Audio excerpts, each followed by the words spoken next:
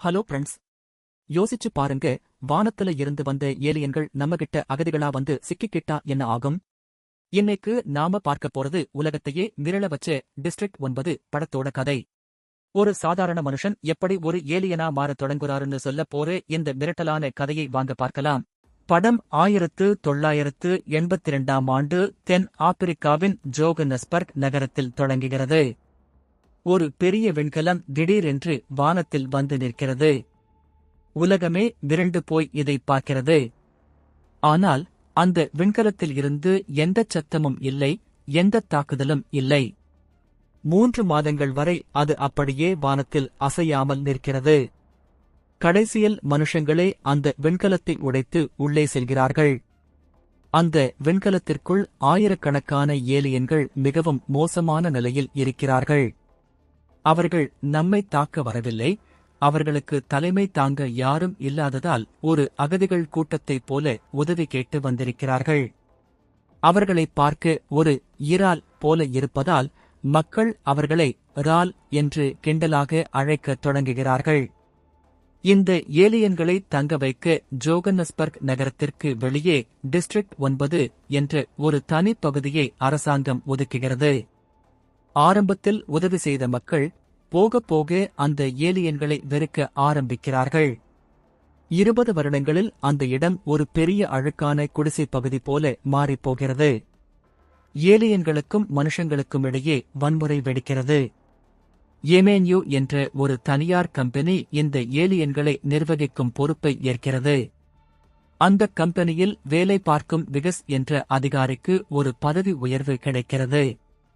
District 9 இருக்கும் ஏலியன்களை அங்கிருந்து காலி செய்து ஊருக்கு வெகு தொலைவில் இருக்கும் டிஸ்ட்ரிக்ட் 10 என்ற இடத்திற்கு மாற்றும் பொறுப்பு விகஸிடம் வழங்கப்படுகிறது. விகஸ் ஒரு கேமரா குழுவுடன் டிஸ்ட்ரிக்ட் 9க்குள் நுழைகிறார். அவர் ஒவ்வொரு ஏலியன் வீடாகச் சென்று அவர்கள் காலி செய்ய ஒப்புக்கொள்வதாக படிவத்தில் கையெழுத்து வாங்க வேண்டும். விகஸ் ஒரு அப்பாவி போலவும் அதே சமயம் ஏலியன்களை கொஞ்சம் மட்டமாகவும் நினைக்கும் ஒரு அதிகாரியாகவும் இருக்கிறார். விகஸ் கிறிஸ்டோபர் ஜான்சன் என்ற புத்திசாலி ஏலியனின் வீட்டுக்குள் நுழைகிறார். அங்கே கிறிஸ்டோபரும் அவரது மகனும் ஏதோ ரகசியமாகச் செய்து கொண்டிருக்கிறார்கள். விகஸ் அங்கே தேடும்போது ஒரு மர்மமான திரவம் ஃப்ளூயிட் இருக்கும் ஒரு சிறிய சிலிண்டரை தற்செயலாக கண்டெடுக்கிறார். அதை அவர் ஆராய்ச்சி செய்ய முயலும்போது அந்த திரவம் அவரது முகத்தில் நேரடியாக தெளித்துவிடுகிறது. அந்த திரவம் பட்டதிலிருந்து விகஸிற்கு உடல் நலம் குன்றத் தொடங்குகிறது. அவரது மூக்கில் இருந்து இரத்தம் கொட்டுகிறது, நகங்கள் உதிர்கின்றன. ஒரு பார்ட்டியில் அவர் மயங்கி விழும்போது அவரை உடனடியாக மருத்துவமனைக்கு கூட்டிச் செல்கிறார்கள். அங்கே அவரது இடது கையை பார்த்த மருத்துவர்கள் அதிர்ச்சியில் உறைகிறார்கள். விகஸின் கை இப்போது ஒரு ஏலியனின் கை போல மாறிவிட்டது. விகஸை எமேன்யூ கம்பெனி ரகசியமாக ஒரு லேபிற்கு இழுத்துச் செல்கிறது. அங்கே அவர்கள் ஏலியன்களின் தொழில்நுட்பத்தை வைத்து ஆயுதங்களை உருவாக்க முயல்கிறார்கள். ஏலியன் ஆயுதங்களை மனுஷங்களால் பயன்படுத்த முடியாது. ஆனால் விகஸ் இப்போது பாதி ஏலியனாக மாறிவிட்டதால் அவரோட ஏலியன் கையை வைத்து அந்த பயங்கரமான துப்பாக்கிகளைச் சுட முடிகிறது.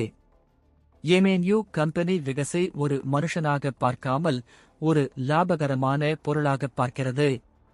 இவனை உயிரோடு அறுத்து அவனோட உறுப்புகளை ஆராய்ச்சி செய்யுங்கள் என்று கம்பெனி தலைவர் உத்தரவிடுகிறார். விகஸ் உயிருக்கு பயந்து கத்துகிறார். அந்த அறுவை சிகிச்சை மேஜையில் இருந்து ஒரு போராட்டத்தை நடத்தி விகஸ் எப்படியோ அங்கிருந்து தப்பிக்கிறார். இப்போது உலகமே விகஸை தேடுகிறது. அவர் ஒரு ஆபத்தான வைரஸால் பாதிக்கப்பட்டிருப்பதாக பொய்ச் செய்திகள் பரப்பப்படுகின்றன. விகஸ் தப்பிக்க வழியில்லாமல் தான் வெறுத்த அதே டிஸ்ட்ரிக்ட் 9க்குள் நுழைகிறார். அங்கே ஒரு ஓரத்தில் ஒளிந்து கொண்டு தனது கையை மறைக்கிறார். அவருக்கு தெரிந்த ஒரே இடம் இது மட்டும்தான். விகஸ் கிறிஸ்டோபரை மீண்டும் சந்திக்கிறார். கிறிஸ்டோபர் அந்த திரவத்தை சேகரித்து தனது சிறிய விண்கலத்தை சரி செய்து கொண்டிருந்தார்.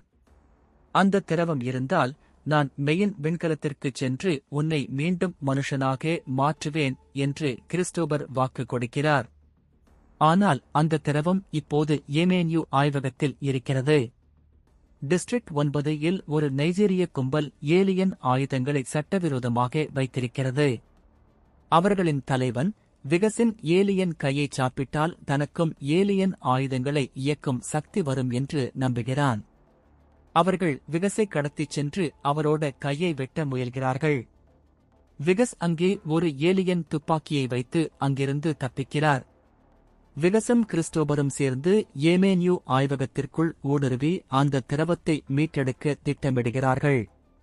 விகஸ் ஏலியன் ஆயுதங்களை ஏந்துகிறார். கிறிஸ்டோபர் அவருக்கு துணையாக வருகிறார்.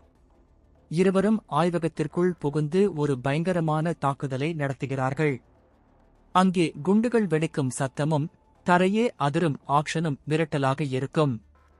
ஆய்வகத்திற்குள் மனுஷர்கள் ஏலியன்களை வைத்து எவ்வளவு கொடூரமான ஆராய்ச்சிகளை செய்தார்கள் என்பதை கிறிஸ்டோபர் பார்க்கிறார். தனது இனத்தவர் இறந்து கிடப்பதைக் கண்டு அவர் மனம் உடைகிறார். மனுஷர்கள் மீது அவருக்கு இருந்து கொஞ்ச நஞ்ச மரியாதையும் போய்விடுகிறது. ஒரு வழியாக திரவத்தை எடுத்துக்கொண்டு அங்கிருந்து வெளியேறுகிறார்கள். கிறிஸ்டோபர் தனது விண்கலத்திற்கு திரும்பியதும், இப்போது உன்னை சரி செய்ய முடியாது, நான் என் கிரகத்திற்குச் சென்று உதவி கூட்டிட்டு வர 3 வருஷம் ஆகும் என்று சொல்கிறார். இதைக் கேட்டதும் விகஸ் ஆத்திரமடைகிறார். 3 வருஷம் கழிச்சு நான் செத்துப் போயிருப்பேன் என்று கத்திக்கொண்டே கிறிஸ்டோபரை தாக்கிவிட்டு தானே அந்த விண்கலத்தில் தப்பிக்க முயல்கிறார். விகஸ் அந்த சிறிய விண்கலத்தை இயக்குகிறார். அது வானத்தில் பறக்கத் தொடங்குகிறது. ஆனால் ஏமேன்யூ ராணுவம் அதைச் சுட்டு வீழ்த்துகிறது. விண்கலம் தரையில் மோதி நொறுங்குகிறது. விகஸும் கிறிஸ்டோபரும் கீழே விழுந்து காயமடைகிறார்கள். ஏமேன்யூ ராணுவ தளபதி கூபஸ் விகஸை பிடிக்க அங்கே வருகிறார். அந்தச் சமயம் அங்கே இருந்து ஒரு ஏலியன் ரோபோ மெக்சு விகஸின் டிஎன்ஏவை உணர்ந்து ஆக்டிவேட் ஆகிறது. விகஸ் அதற்குள் நுழைகிறார். இப்போது விகஸிற்கு ஒரு மிகப்பெரிய சக்தி கிடைக்கிறது. அந்த ரோபோவின் ஆயுதங்களை வைத்து அவர் இராணுவத்தை எதிர்த்து போரிடுகிறார். அந்த போர் நடக்கும்போது தரை அதிரும் சத்தமும் விகஸின் ஆக்ரோஷமும் நம்மை கட்டிப்போடும். விகஸ் முதலில் அங்கிருந்து ஓடிவிடத்தான் நினைக்கிறார். ஆனால் கூபஸ் கிறிஸ்டோபரை கொடூரமாக அடித்து இழுத்துச் செல்வதை பார்க்கிறார். விகஸ் இப்போது ஒரு மனிதனாக சிந்திக்கத் தொடங்குகிறார். தனது உயிரைக் கொடுத்து கிறிஸ்டோபரை காப்பாற்ற முடிவு செய்கிறார். அவர் கிறிஸ்டோபரை நோக்கி ஓடிச் சென்று இராணுவத்தை தடுக்கிறார். விகஸின் ரோபோ கொஞ்சம் கொஞ்சமாக உடையத் தொடங்குகிறது. இராணுவத்தினர் நாலாபுறமும் அவரைச் சூழ்ந்து கொள்கிறார்கள். கூபஸ் விகஸை ரோபோவில் இருந்து கீழே தள்ளிவிடுகிறார். விகஸ் தரையில் விழுந்து உயிருக்குப் போராடுகிறார். கூபஸ் தனது துப்பாக்கியை விகஸின் நெற்றியில் வைத்து சுடப்போகிறார். சரியான நேரத்தில் டிஸ்ட்ரிக்ட் 9 இல் இருந்து மற்ற ஏலியன்கள் அனைவரும் ஒன்றாகச் சேர்ந்து கூபஸை தாக்குகிறார்கள். விகஸை காப்பாற்ற ஏலியன்களே முன் வருகிறார்கள். கூபஸை ஏலியன்கள் இழுத்துச் சென்று கொள்கிறார்கள். விகஸ் இப்போது ஒரு ஏலியனாக இருந்தாலும் மற்ற ஏலியன்கள் அவரை தங்கள் இனத்தைச் சேர்ந்தவனாகவே பார்க்கிறார்கள். கிறிஸ்டோபர் தனது மகனுடன் அந்த சிறிய விண்கலத்தில் ஏறி மெயின் விண்கலத்திற்குச் செல்கிறார். மெயின் விண்கலம் பல வருடங்களுக்குப் பிறகு நகரத் தொடங்குகிறது.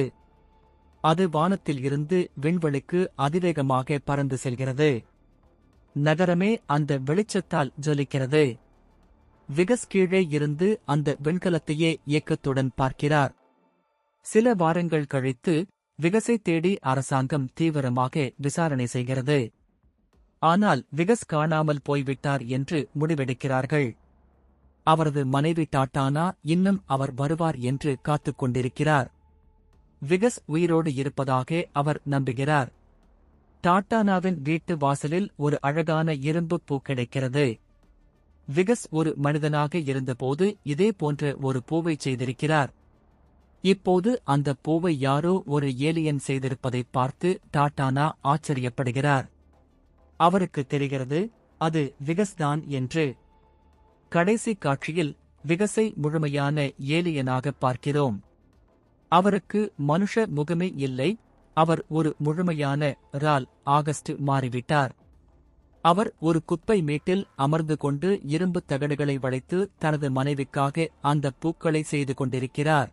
விகசின் அந்த ஏக்கமான பார்வை மனுஷங்கள் செய்த துரோகத்தையும் ஏலியன் கிறிஸ்டோபர் கொடுத்த நம்பிக்கையையும் ஒருங்கே காட்டுகிறது.